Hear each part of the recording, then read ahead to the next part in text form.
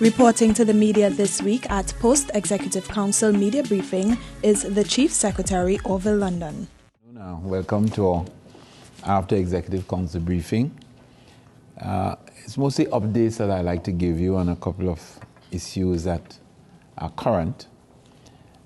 First, with respect to the budget, the Secretary of Finance and myself, along with a team comprising the Chief Administrator, the other administrators, and Dr. Hazel, we would have gone to Trinidad last Friday, or is it Thursday?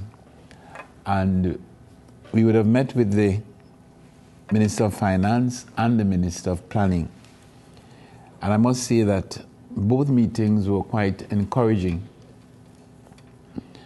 We recognized at that meeting that there were two constraints which the government would have. One, of course, is the time that they would have gone into office with just less than a month to prepare the budget. And of course, all of us are aware of the financial constraints.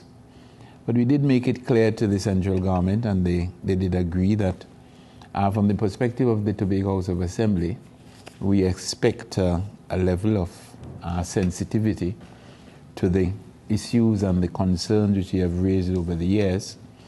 And we expect that in this budget, we will see at least the signals being sent that these issues would be addressed. We would have discussed with the ministers the whole idea of the Tobago House of Assembly having a greater degree of financial flexibility, especially with respect to its development program. And even in situations where you could not have the cash resources, that there should be strategies agreed upon between the Tobago House of Assembly and the central government to have these development issues addressed. And therefore, the question of Tobago being able to share in resources accessed by the central government for critical areas like housing, and this was something that was discussed. We also discussed the funding of certain critical projects in Tobago that have been kept in abeyance for a significant amount of time. Among them would be the construction of the Scarborough RC and the Scarborough Secondary Schools, the construction of the police stations, the construction of the terminal at the Arthur N.R. Robinson Airport, the construction of the fire service headquarters, the construction of the Correctional Institute at Hope. These are some of the Roxborough Administrative Complex. These are among some of the issues which we expect to be addressed and signals sent about how they're likely to be funded. We are fairly confident that the early childhood care centers that work on those centers should start within the next month. And there are a number of what we might call low-hanging fruits, which we expect would be addressed sooner rather than later. So we look forward to Monday, and we would, of course, do our evaluation. And our evaluation is going to be based on the presentation rather than on any affiliation, because we will obviously enter this as the Tobago House of Assembly, and our loyalties would be to the interests of the Tobago House of Assembly. But I must say that we did receive a sensitive response from both ministers with respect to the issues that we would have raised. We, of course, indicated that we have to take a mature approach, recognizing the financial constraints under which the government is working. But within those parameters, we expect that Tobago should be treated fairly.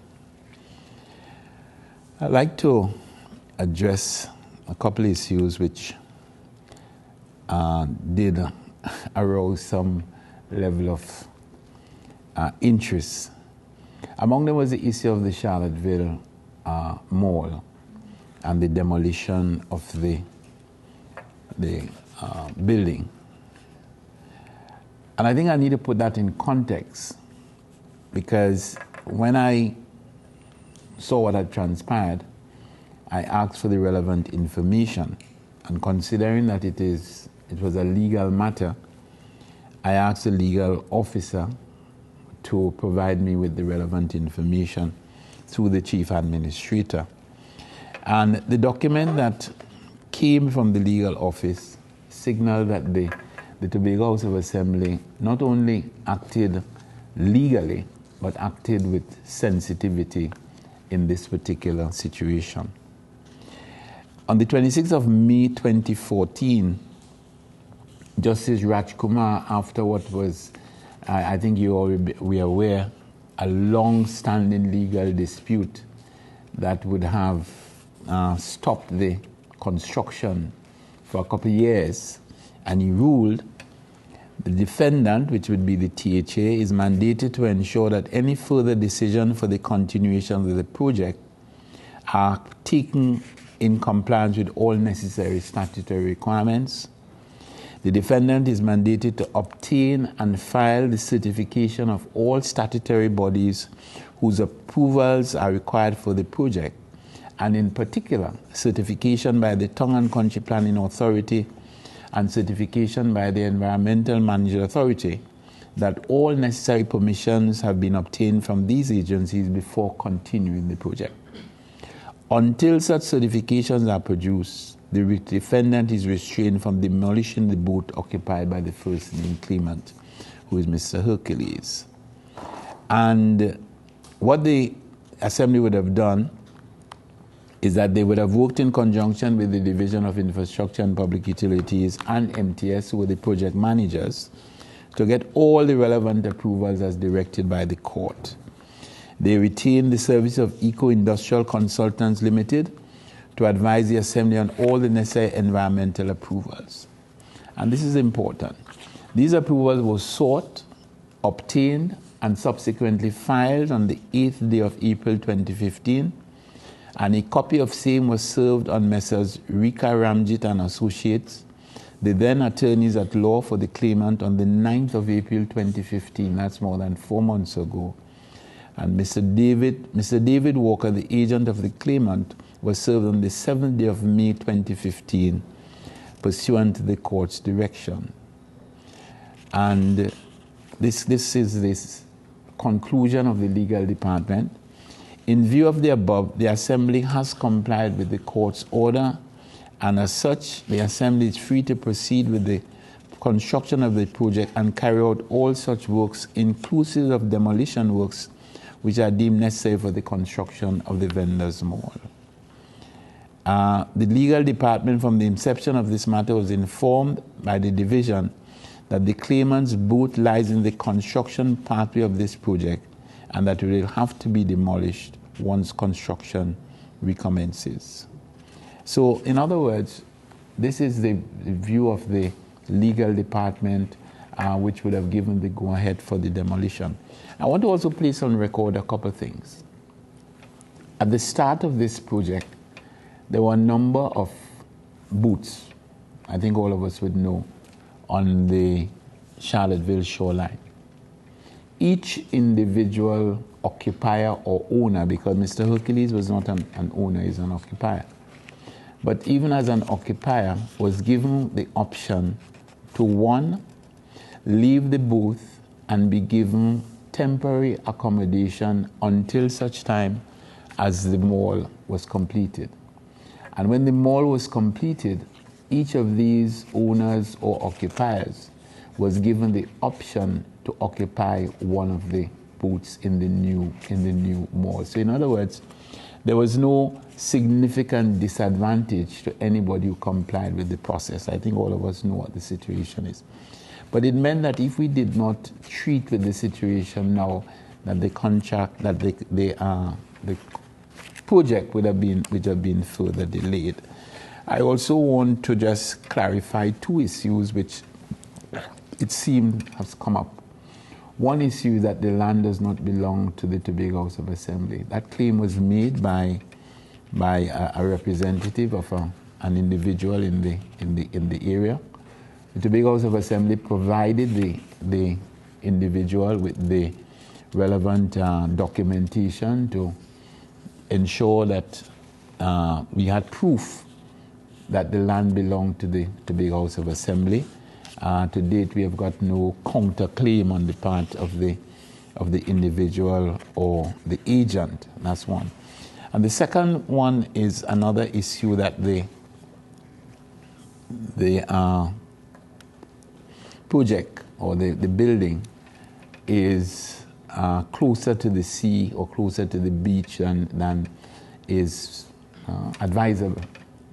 That building is on the same line as all the buildings already constructed in that area, so that it would not in any way affect the coastline. And we would be making available, I was to get a copy, we would be making available the imaging of the building, so that we will recognize that it is not the glass and steel that it is proposed to be. Basically, it is a building which is designed to fit into the ambience. So I just wanted to give that level of assurance. So that is the situation with respect to the Charlottesville Mall. With respect to the Plymouth Mall, which is also of some concern, and it should be, because that mall, very little work has gone on that mall for quite some time. And this is because there was a dispute between the contractors and the project managers about the scope of work. And that dispute has taken a long time to be resolved.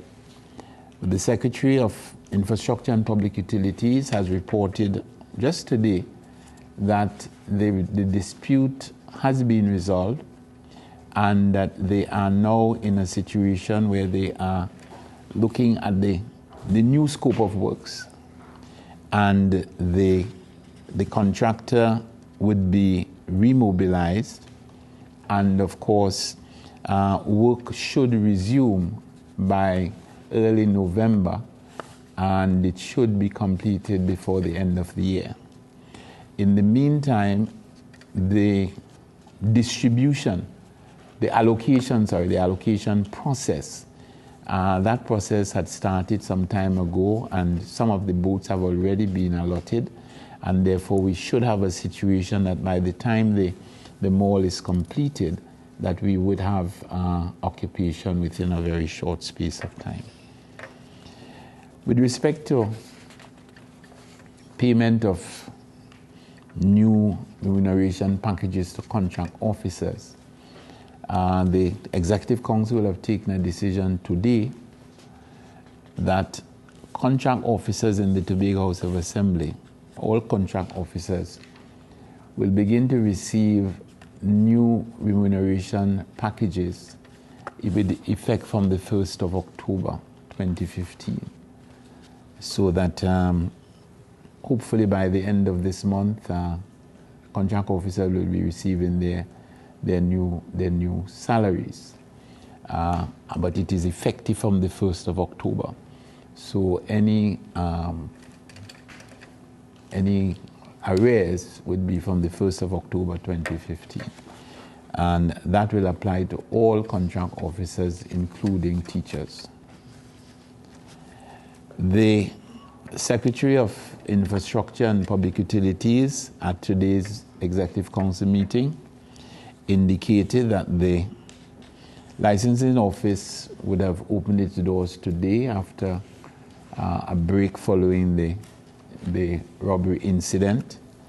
They have enhanced the security at the location, and counseling services would have been provided for all workers and those who were directly involved.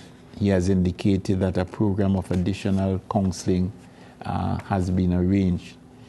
According to his report, and as I said, his report, the facility would be providing about 70% services.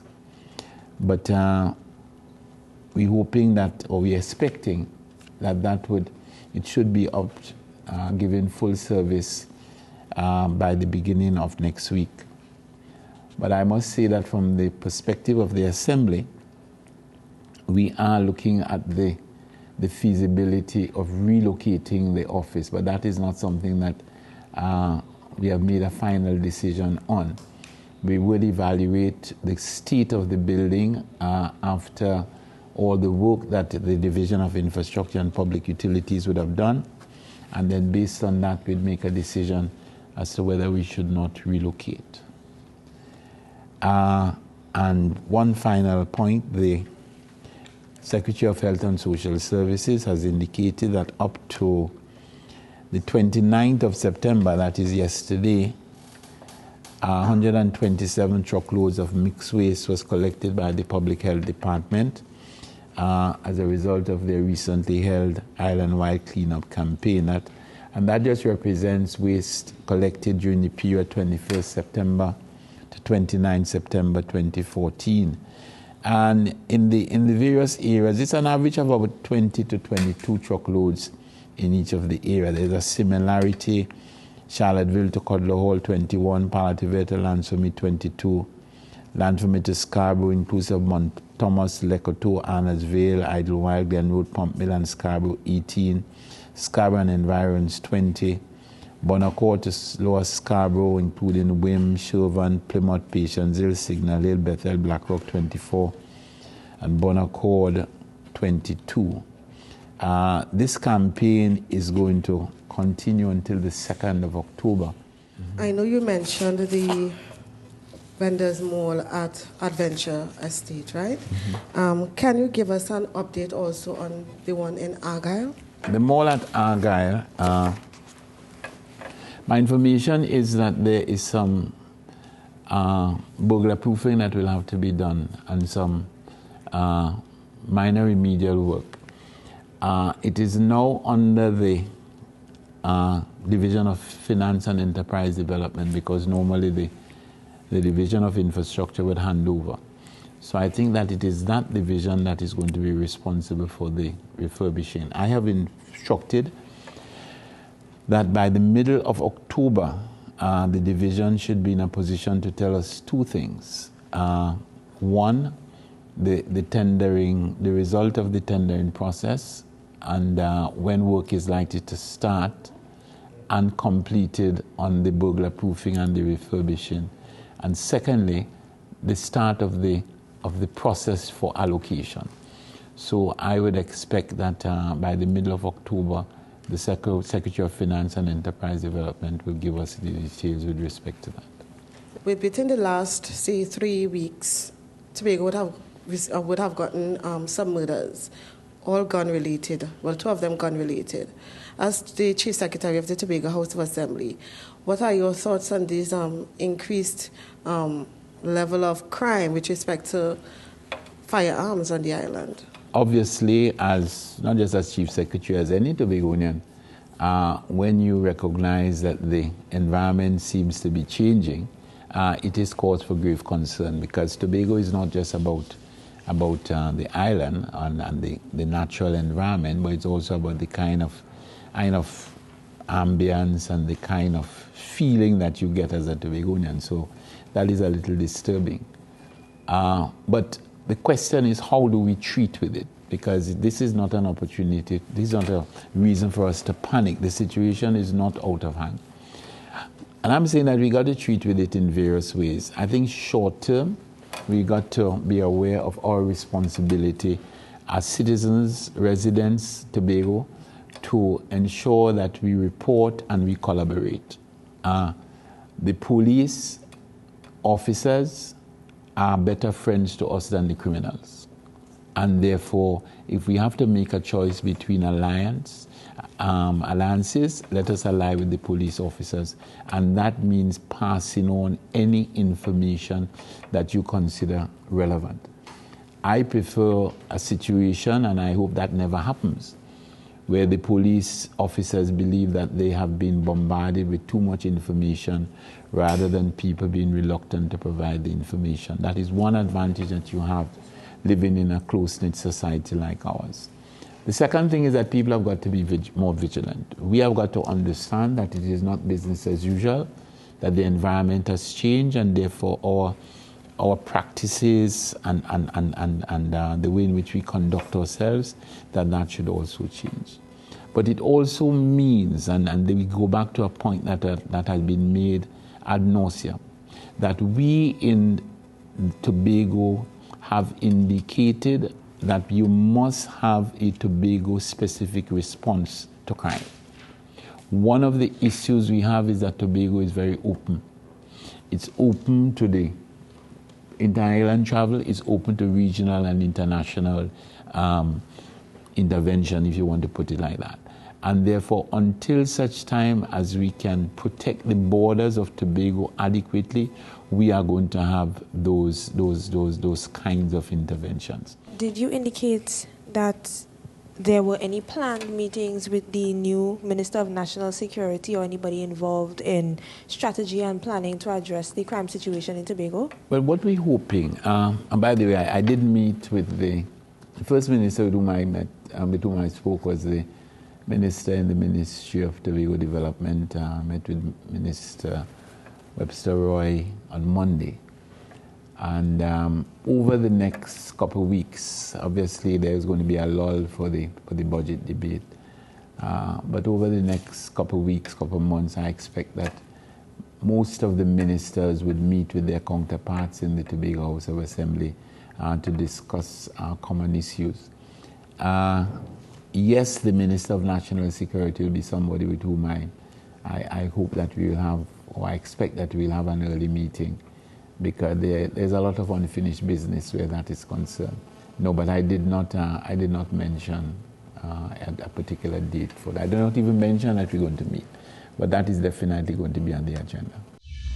Thank you for tuning in to another Post-Executive Council media briefing for the week ending October 3rd, 2015.